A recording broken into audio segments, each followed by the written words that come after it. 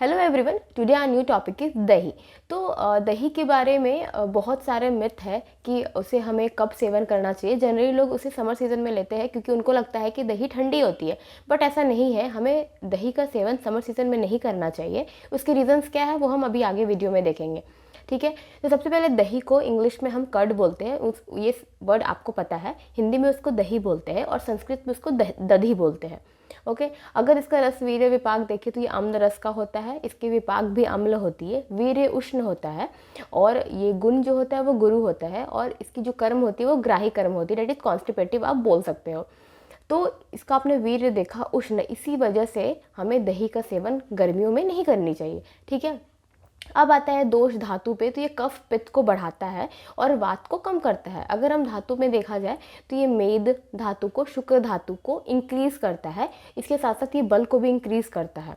Okay, अगर और भी धातु में देखा जाए तो रक्त धातु की ये दुष्टि करता है और अग्नि को इंक्रीज करता है।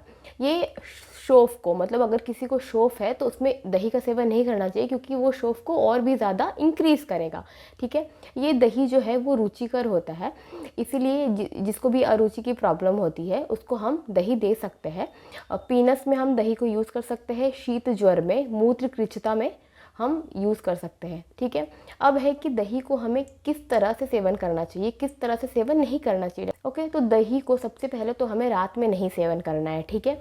और उसके साथ साथ हमें दही को गर्म करके भी नहीं खाना है। तभी जितनी भी जो सब्जियां बनती है जिसमें दही यूज़ होता है वो हमें नहीं सेवन करना है क्योंकि वो एक अपथ्य के फॉर्म में हो गया। जैसे कि आपने अभी देखा होगा या फिर बहुत ही सुना होगा कि लोग सुबह सुबह गर्म पानी में हनी डाल के लेते हैं, तो ये बहुत ही रॉन्ग कॉम्बिनेशन है। उसी तरह दही को भी गर्म करके हमें नहीं खाना चाहिए। अब आता है ऋतु के बारे में। तो ग्रीष्म ऋतु, वसंत ऋतु और शरद ऋतु।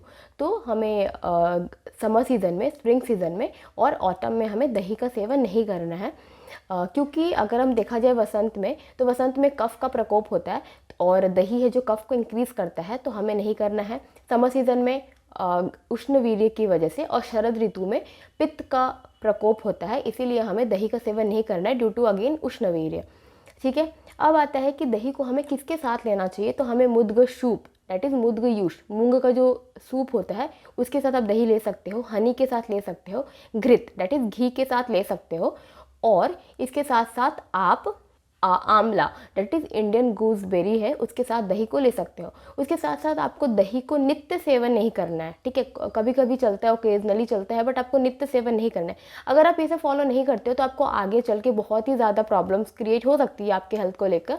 दैट इज़ आपको ज्वर हो सकता है, विसर्प हो सकता है, पांडु हो सकती है, कुष्ठ हो सकता है, भ्रम हो सकता है। तो ये सब बीमारियां आपको आगे चल के हो सकती है अगर आप ये सब फॉलो नहीं करते हो। तो अगर आपको नहीं पता कि दही कैसे लेते हैं और कैसे नहीं लेते, तो आई होप कि ये वीडियो देखने के बाद जब भी आप दही खाओगे तो आप इन सब रूल्स को फॉलो करोगे ताकि आपकी हेल्थ अच्छी रहे।